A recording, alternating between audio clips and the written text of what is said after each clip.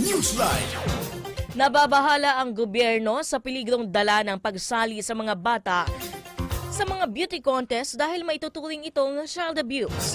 May detalye hinggil dyan si Christopher Tirambulo. Christopher.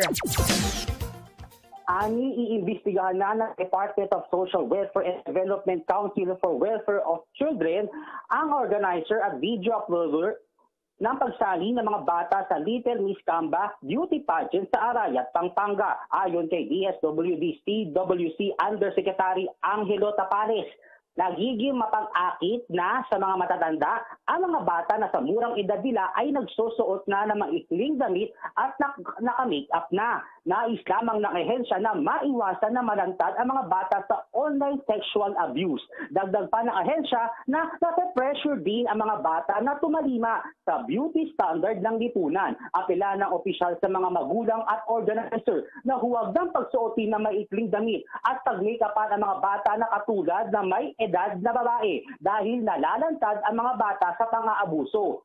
Maaring magsumbong sa DSWD Makabata Hotline 1383 ang mga beauty contest na pambata. Binigyan din na opisyal na iligan ang ganitong gawain alinsunod sa Republic Act 11930 o Anti-Online Sexual Abuse and Exploitation of Children Act of 2022. Christopher Tirambulo, Newsline.